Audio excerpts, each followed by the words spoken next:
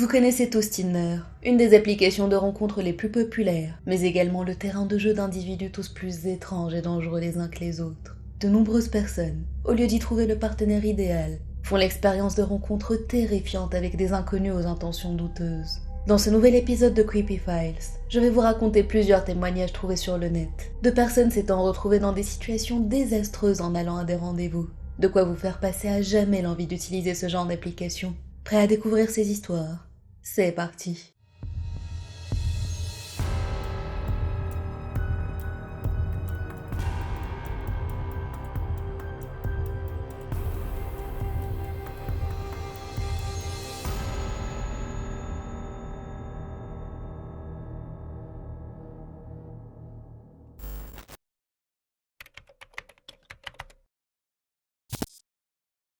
Cette histoire s'est passée quand j'avais 19 ans.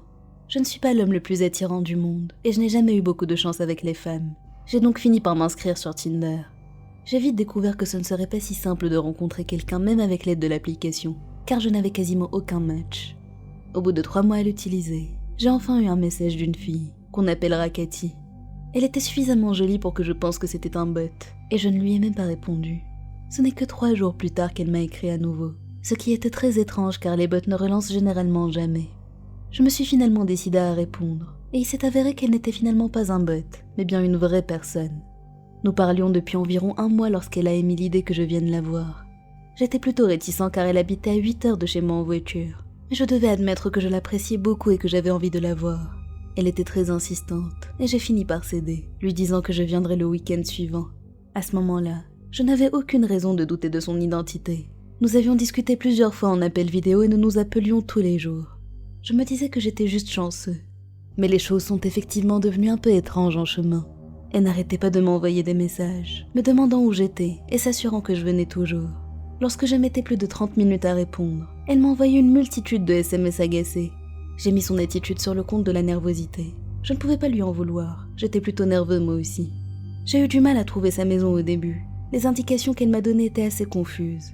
Il fallait passer par des petits chemins de terre à travers ce qui ressemblait à des bois. Après un temps interminable passé à conduire, je suis enfin arrivée au niveau d'une maison qui avait l'air assez ancienne. Une fenêtre au premier étage était condamnée par des planches, mais l'habitation n'avait pas l'air d'être abandonnée, juste mal en point. La voiture rouge de Cathy dont elle aimait tant parler était garée devant le garage. J'ai sorti mon téléphone et je l'ai prévenue que j'étais là. Lorsque je suis sortie de ma voiture pour aller frapper à la porte d'entrée, j'ai remarqué que quelqu'un m'observait depuis une fenêtre du premier étage. J'ai trouvé ça un peu glauque, mais je me suis dit que ça devait sûrement être son père ou quelque chose comme ça. Elle m'avait dit qu'il venait souvent lui rendre visite pour qu'elle ne reste pas seule. Je l'ai donc ignoré et j'ai frappé à la porte. Elle a ouvert avec un beau sourire et m'a même embrassée pendant que je la suivais à l'intérieur. Nous nous sommes assis sur le canapé et nous avons commencé à discuter. Je me suis soudainement souvenue de l'homme à la fenêtre et je lui ai dit en souriant « Tu ne m'as pas dit que ton père était là, c'était une surprise ?» Cathy a eu l'air confuse et m'a répondu que son père n'était pas là. Je pensais qu'elle culpabilisait de ne pas m'avoir prévenue et qu'elle ne voulait juste pas l'admettre. Je lui ai donc dit que ce n'était pas grave, que ça ne me dérangeait pas, et que je l'avais vue me regarder depuis la fenêtre. Cathy a soudainement pâli et s'est levée brusquement, me disant qu'on devait sortir de là, tout de suite. Nous avons tous les deux couru à nos voitures, et quand je lui ai demandé de m'expliquer ce qui se passait, elle m'a répondu que son père n'était pas dans la maison, et qu'elle était seule chez elle avant que je n'arrive. Je n'ai plus hésité, j'ai appelé la police, et pendant que j'étais en ligne avec eux, Cathy a laissé échapper un petit cri et a tendu le bras vers la fenêtre où j'avais vu l'homme. Et il était bien là, nous observant. J'ai pu le regarder plus en détail cette fois-ci. Et il semblait âgé, frêle, comme s'il n'avait rien mangé depuis un long moment. Dès qu'il a vu que nous l'avions repéré, il a disparu dans les ombres derrière lui. La police a mis une demi-heure à arriver. Et pendant tout ce temps, Cathy pleurait et marmonnait qu'elle avait été idiote de ne pas avoir pensé à verrouiller ses portes. Lorsque la police est enfin arrivée, l'un des agents nous a interrogés, pendant que 2 autres fouillaient la maison. Ils sont revenus quelques instants plus tard, bredouilles. Mais bien qu'ils n'aient trouvé personne, ils ont vu que la porte arrière était grande ouverte. Qui que ce soit, il s'était enfui dans les bois, et les policiers nous ont assuré que la maison était bel et bien vide. Après leur départ, Cathy m'a demandé si je pouvais rester dormir avec elle, parce qu'elle avait trop peur pour rester seule. J'ai accepté avec plaisir, et nous avons tous les deux dormi dans le canapé du salon, car sa chambre se trouvait juste à côté de celle où était l'homme. Elle était aussi allée chercher le fusil que son père lui avait laissé, mais qu'elle n'avait jamais utilisé. Mal à l'aise, je lui ai dit qu'on n'en avait pas besoin, que l'intrus était parti, mais elle insistait pour le garder, disant qu'elle se sentirait plus en sécurité s'il était à portée de main. Et elle a eu raison. Plus tard dans la nuit, j'étais encore éveillée, regardant la télé. Cathy avait réussi à s'endormir. J'étais perdue dans mes pensées lorsque j'ai soudainement entendu la poignée d'une porte tourner depuis la cuisine. À ce stade, je n'étais même plus effrayée, juste énervée. J'allumai la lumière dans la cuisine, fusil en main, et je l'ai pointé vers la porte arrière. Il était là. L'homme qui était dans la maison un peu plus tôt dans la journée se tenait de l'autre côté de la porte en verre. Il a eu l'air choqué. Il est sorti de sa stupeur quelques secondes plus tard et a couru à nouveau vers les bois. J'ai réveillé Cathy et je lui ai raconté ce qui s'était passé. Elle était tellement effrayée que nous avons à nouveau appelé la police. Lorsqu'ils sont arrivés, ils ont fouillé les environs, mais n'ont encore une fois trouvé personne. Ils nous ont dit qu'il était préférable qu'on aille dormir ailleurs pour cette nuit. Cathy a décidé d'aller chez des amis à elle, et de mon côté, j'allais rentrer chez moi. Je suis partie peu après elle. J'étais au téléphone avec mon frère pour lui raconter mon rendez-vous improbable, lorsque quelque chose a attiré mon regard du coin de l'œil. C'était encore une fois le même homme, se tenant juste à côté de la maison, m'observant. J'ai démarré en trombe et je suis partie de là aussi vite que possible, ne me donnant même pas la peine de prévenir la police. J'ai tout de même prévenu Cathy qui m'a répondu qu'elle les appellerait. On s'est perdu de vue après ce rendez-vous désastreux. Je pense qu'aucun d'entre nous n'avait imaginé un tel scénario, mais je suis certain qu'elle n'est plus jamais restée seule dans cette maison depuis ce jour.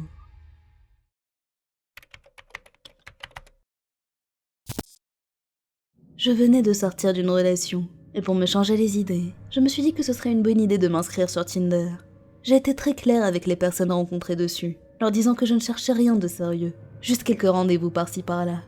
Après quelques temps, j'ai eu un match avec un homme très mignon, que l'on appellera Peter. Il venait tout juste d'emménager dans ma ville, et tout comme moi, ne cherchait rien de sérieux.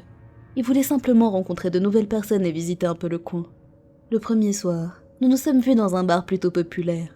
J'avais choisi l'endroit exprès parce que plusieurs de mes amis y travaillaient. Je m'y sentais donc suffisamment en sécurité pour y rencontrer un inconnu. Il est arrivé à l'heure et nous avons bien discuté. Il semblait être vraiment cool. Nous avons parlé de travail, et il m'a dit qu'il était développeur de logiciels, mais qu'il venait à peine de commencer sa carrière en tant que freelance. Nous avons aussi discuté de là où il logeait, et il m'a dit qu'il partageait un appartement avec des amis. Les locations sont rares et chères dans ma ville, ça ne m'a donc aucunement surprise. Il m'a retourné la question, me demandant où j'habitais, et je lui ai répondu que j'avais de la chance d'avoir mon propre petit appartement dans un coin sympa de la ville, principalement grâce à mes parents qui m'ont appris à économiser mon argent et m'ont avancé une partie de l'apport. Il m'a proposé de me ramener chez moi, mais j'ai refusé, je préférais rentrer en taxi. Il m'a demandé si c'était parce que j'allais voir quelqu'un après lui, et j'ai ri, parce que je pensais sincèrement que c'était une blague. La fois suivante où j'ai vu Peter était 3 jours plus tard. Il m'a dit qu'il savait que c'était rapide, mais qu'il ne pouvait pas s'arrêter de penser à moi, et voulait vraiment me revoir. Cette fois-ci, nous nous sommes vus dans un restaurant différent, encore une fois de mon choix, parce que je connaissais très bien le propriétaire et le personnel. C'était un endroit plus chic et cher que le précédent, et il a été très agacé de voir que je commandais autant. Je ne comprenais pas pourquoi, étant donné que je payais ma part à chaque fois. Cette nuit-là, même histoire. À la fin de la soirée, il a insisté pour me raccompagner, et encore une fois, j'ai dit non. Pendant que nous étions au milieu de cette conversation, il a reçu un appel. Il s'est éloigné pour répondre, mais je pouvais encore entendre ce qu'il disait. C'était quelque chose comme « Non, je pense que je vais rester chez toi. Oui, je suis avec elle. Ne t'inquiète pas pour ça. Ok, je rentre bientôt. » En entendant ses réponses, je me suis dit que c'était son colocataire ou peut-être sa mère qui lui demandait ses plans pour la soirée, mais je ne lui ai pas posé la question. À la fin de son appel, il est revenu à notre table, et encore une fois, il a insisté pour me raccompagner, me disant que de mauvaises choses pouvaient arriver à une femme seule dans un taxi tard la nuit, et qui se sentirait plus rassurée s'il me raccompagnait. Lassé par son insistance, j'ai fini par céder, et j'ai mis mon adresse sur son GPS. Nous sommes bien arrivés chez moi. Il m'a déposé, puis il est reparti. Mais dès qu'il est arrivé chez lui, il m'a envoyé un message me disant qu'il passerait me chercher le matin pour faire un pique-nique. Je lui ai dit que j'avais du ménage à faire, mais il s'en fichait. Il m'a dit qu'il viendrait à 10h et que ça me ferait du bien. À 10h pile le lendemain, il était devant chez moi. En montant dans sa voiture, il s'est penché pour m'embrasser sur la joue. Et c'est là que j'ai remarqué que son haleine empestait. Ça m'a un peu dégoûtée, évidemment. Je ne lui ai rien dit et nous avons fait notre pique-nique comme prévu. Tout s'est bien passé et c'était plutôt sympa. Il a essayé de m'embrasser quelques fois, mais je l'ai évité avec autant de tact que possible. Vers 16h, je lui ai dit que je devais vraiment rentrer chez moi. Surtout que le parc qu'il avait choisi était à 1h30 en voiture de chez moi, et appeler un taxi me coûterait une fortune. Il était d'accord avec moi, et nous sommes retournés à sa voiture pour rentrer. Je me suis endormie sur le chemin, et quand je me suis réveillée, il m'a demandé si je voulais finir le vin que nous avions acheté chez moi. J'ai refusé, ne voulant pas l'emmener chez moi pour le moment, et il a complètement pété les plombs. Il s'est mis à crier, disant des choses comme « Qu'est-ce que tu me caches? Pourquoi tu insistes autant à ne pas m'emmener chez toi ?» J'étais tellement choquée que je n'ai rien pu dire, je me suis juste tue. Il m'a laissé descendre devant mon immeuble, mais en rentrant chez moi, j'ai remarqué que sa voiture n'avait pas bougé. Il est resté là pendant une bonne demi-heure avant de s'en aller enfin. 5 minutes après son départ, il m'a envoyé un SMS disant qu'il était bien rentré et qu'il commençait à tomber amoureux de moi. J'ai évidemment paniqué, parce que j'avais été très claire avec lui sur le fait que je ne cherchais pas à me mettre en couple, et il m'avait dit que lui non plus. Je lui ai répondu que si c'était vraiment le cas, il vaudrait mieux qu'on arrête de se voir. Environ 5 jours plus tard, il m'a de nouveau contacté pour m'inviter à dîner. Il m'a dit qu'il avait trouvé un restaurant indien que j'allais adorer. J'ai accepté et je lui ai dit de m'envoyer l'adresse, mais il a répondu qu'il allait venir me chercher. À 19h, il m'a écrit pour me dire qu'il était en bas, et en allant à sa rencontre, j'ai vu qu'il se tenait près du portail.